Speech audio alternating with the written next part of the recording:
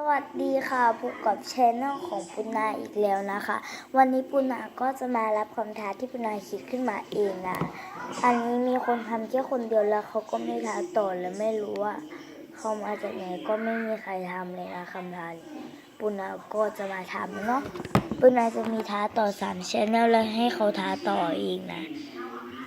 Hotel Squishy Tag นะนี่ตามนี้เห็นไหมเอ่ย Hotel Squishy Tag นี่นะอันนี้โทรศัพท์ปุณนามันจังนะอันที่2นะคลิกเข้าไปคำว่า Hotel Squishy Tag และอันที่2นะลองคลิกเข้าไปดูเองนะไม่รู้เหมือนกันเนาะโอเคค่ะก็ Hotel Squishy Tag มีทั้งหมด9ข้อนะคะโอเคเนาะ Hotel เนาะอันนี้คือสีดำเนาะโอเคค่ะข้อที่1นะคะสกุชชี่ที่เหมาะกับโรงแรมที่ชอบเนาะก็ขอเลือกเป็น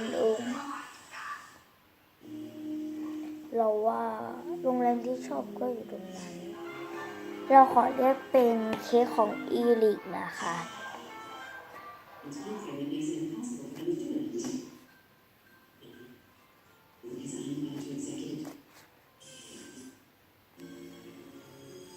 ต่อไปข้อ2นะคะสกุชชี่ที่ชอบเวลาอยู่ในโรงแรมนะสกุชชี่ที่ชอบเวลาอยู่ในโรงแรมนะ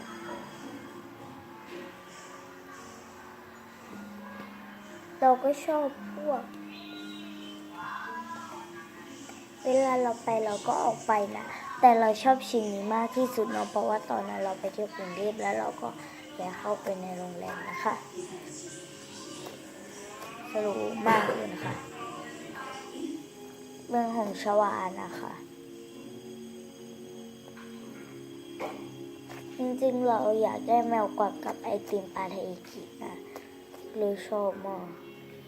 แต่อุดต่อไปนะคะข้อที่3นะคะสกุชชี่ที่อยากเอาไปโรงแรมบ่อยที่สุดนะคะอยากเอาไปบ่อยที่สุดเราว่าเป็น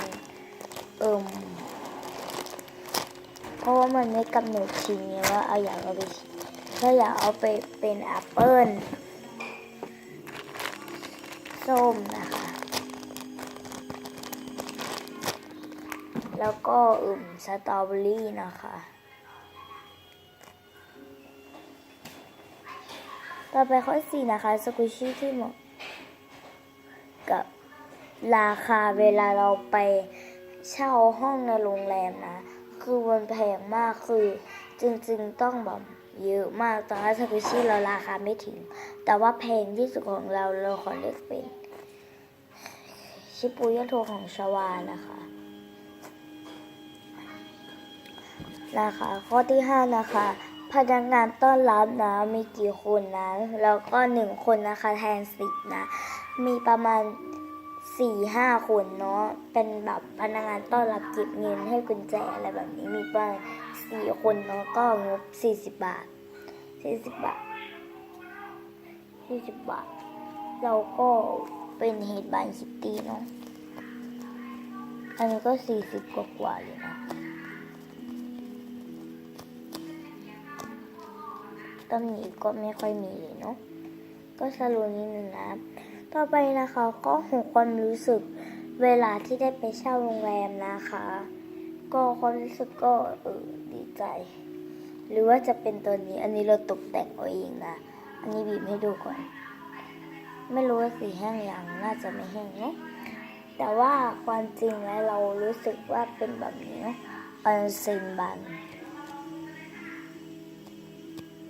ก็สโลว์ดีนะต่อไปข้อ7นะคะของที่เจอในโรงแรมมากที่สุดนะคะเป็นของที่เจอในโรงแรมมากที่สุดเหรอ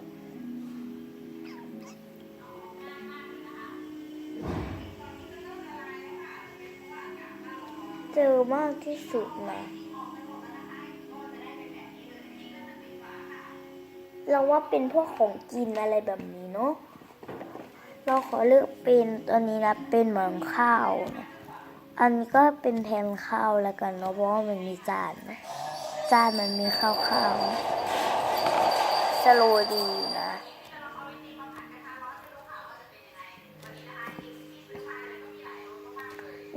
นะคะต่อไปนะคะ ข้อที่ข้อที่8แล้วนะคะสกุชชี่ที่ชอบในโรงแรมมากที่สุดแบบว่าชอบนะอันนี้คือไม่รู้เป็นอะไรนะที่ชอบเวลาได้ไป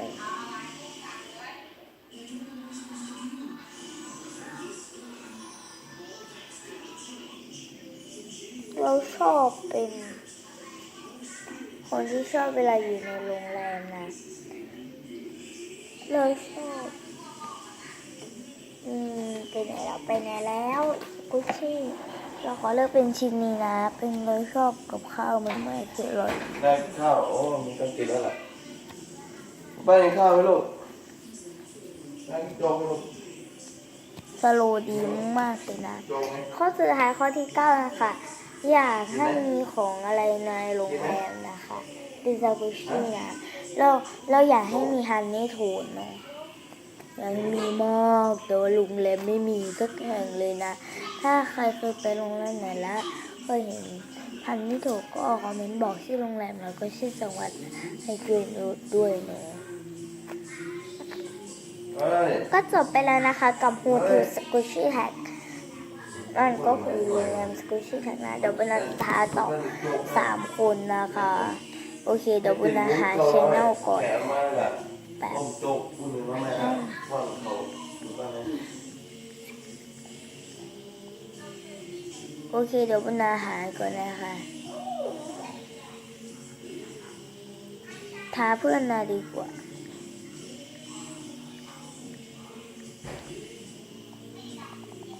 แป๊บเดียวนะคะโอเคค่ะไม่สมกวนนะโอเคตอนนี้ปุณณากำลังค้นหาอยู่ปุณณาก็ได้ผู้โชคดีมาแล้วค่ะชื่อ Channel นะคะองุ่นเทเลคอมนะคะนี่นะปุณณาขอท้าตอนนะคะนี่เลยนะและไปดูความท้าใต้คลิปด้วยนะองุ่นเทเลคอมนะคะเป็นนาขอท้าต่อนะแล้วก็ชแนลต่อไปนะคะชแนลที่2นะได้แก่ชแนลขึ้นมาแล้วได้แก่ชแนลชมพู่ช็อปค่ะนี่นะคะชแนลชมพู่ช็อป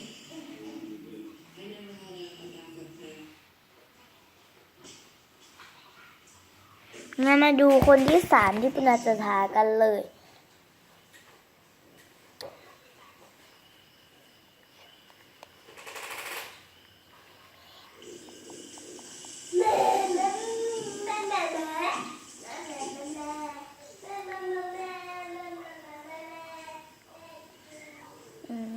ชอบปัญหาเอา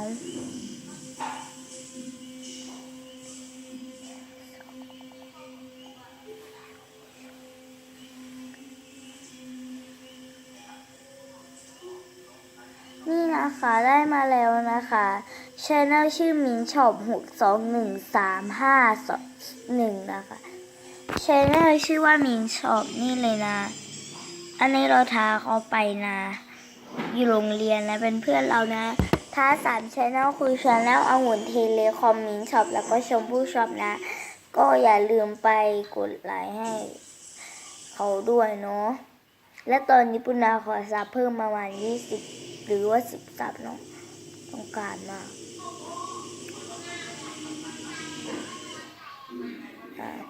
ได้3 channel นี่เลยนะคะปุณณามี3 channel นะตอนนี้เลยนะเดี๋ยวปุณณาทิ้งคำถามที่ปุณณาจะถามนะคำถามเดียวกันกับปุณณาคือ Hotel Squishy Tag นะเดี๋ยวปุณณาจะทิ้งไว้ใต้คลิปแล้วก็บอกมาด้วยนะว่ารับคำท้าหรือยังเนาะถ้าสำหรับคลิปนี้ต้องขอลาไปก่อนนะตอนนี้10 นาทีแล้วโอเคปุณณาก็ลาไปก่อนแล้วนะตอนนี้ก็